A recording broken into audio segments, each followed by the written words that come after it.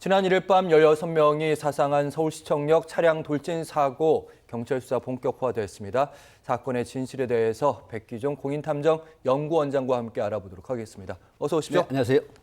네, 많은 분들이 CCTV, 뉴스를 통해서 충분히 확인하셨는데 사건 개요를 좀 설명을 해주신다면요. 이 사건 때문에 전국의 포비아 증세, 소위 말하면 자동차 사고로 인한 어떤 공포심이 확산되고 있다는 게 지금까지 되어 있는데 예. 사실 지난 1일 밤 9시 27분경에 이 웨스틴 조선이라는 호텔 어떤 행사에 갔다가 나오면서 지하 1층 주차장에서 밖으로 나오면서 바로 우회전을 해야 됨에도 불구하고 그때부터 100여 킬로미터 정도 가속을 밟아서 역주행을 하면서 결국 200여 미터가량 돌진을 하게 됩니다.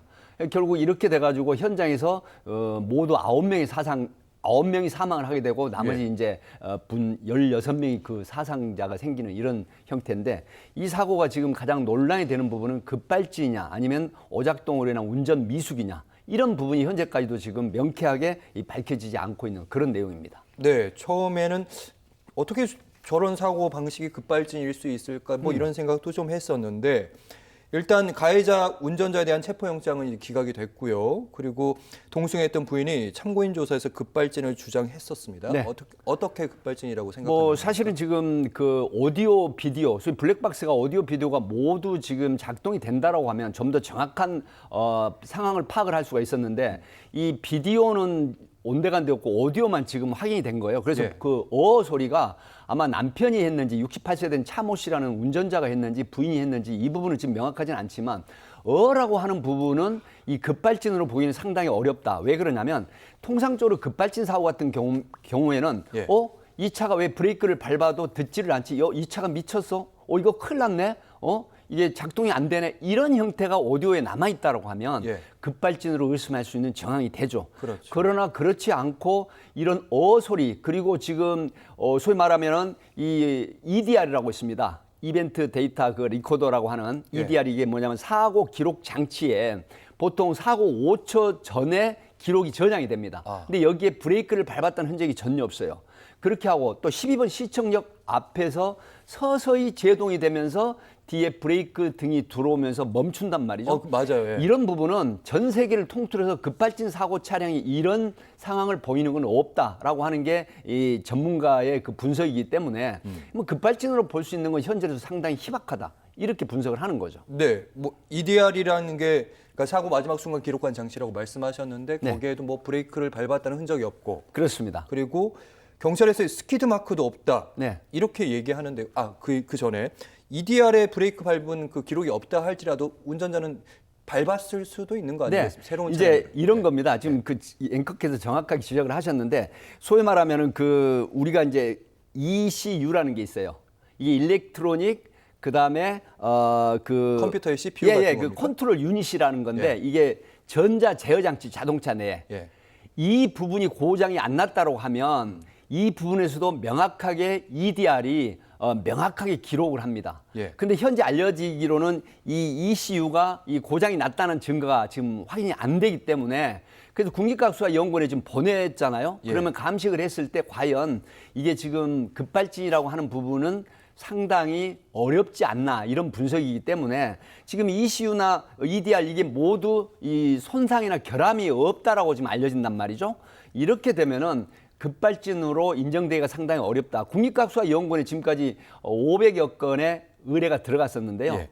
아직까지 이 판례는 어느 정도 인정하는 부분이 있지만 아직까지 한 건이 급발진으로 규명이 되거나 감정이 난 건 없습니다. 예. 급발진으로 이제 형사 쪽에서 재판에서 인정한 적도 없고 그렇습니다. 그런 문제 얘기. 경찰에 스키드 마크 없어. 이 얘기는 어떤 의미일까요? 자, 스키드 마크라고 하는 건 어떤 거냐면 앵커께서 아시겠지만 자동차가 진행 중에 갑자기 어떤 돌발 물체가 나타난다거나 사고를 막기 위해서 급 브레이크를 그렇죠. 겁니다. 예. 이렇게 되면 타이어가 바닥과 지면과 마찰이 되면서 타이어 흔적이 바닥에 남습니다. 예. 이게 스키드 마크거든요. 그렇죠. 그렇다고 하면 68세 차모 씨 이분은 지금 계속해서 100여 킬로미터 속도가 넘는데도 불구하고 한 번도 브레이크를 밟았다는 흔적이 없다.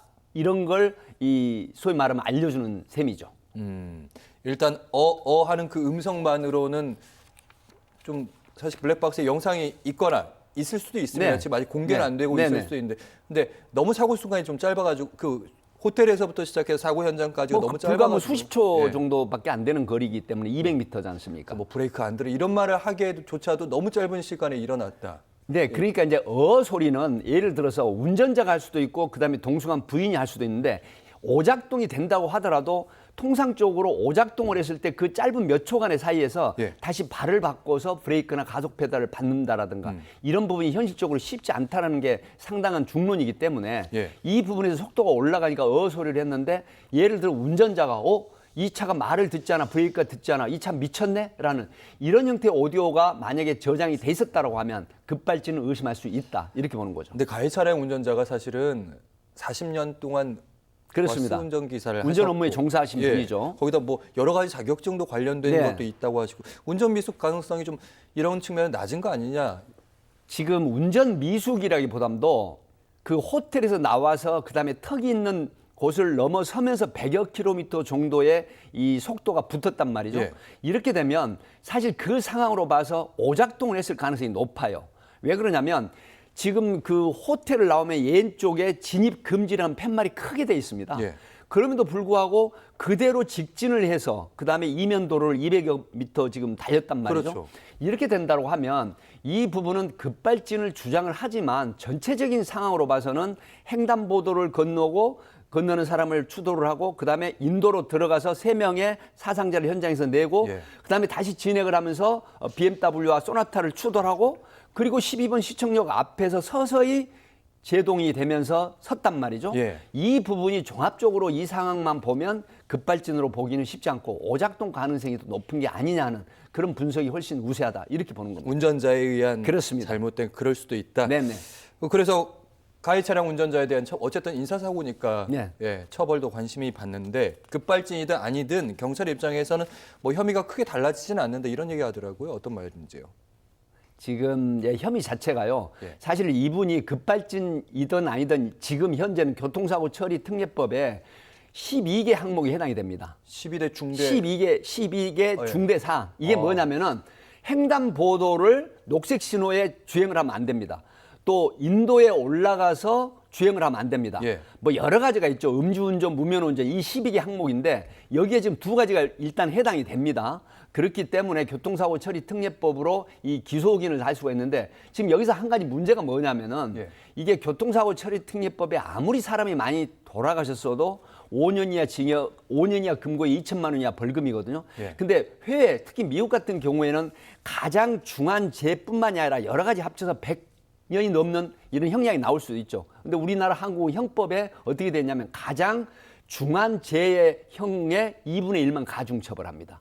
그러니까 5년 이하 금고 같으면은 여기에서 많이 해봐야 7년 6개월 정도밖에 최고의 형량이 나온다고 하더라도 예. 이런 상황이기 때문에 일반적으로 많은 네티즌들이 의구심을 제시를 하는 게 어떤 거냐면 사람이 9명이나 돌아가셨는데 겨우 5년이야? 라고 하는 얘기가 있는데 현실적으로 이 법이 이렇게 돼 있다 법이 하는 걸 이래서. 말씀을 드립니다. 알겠습니다.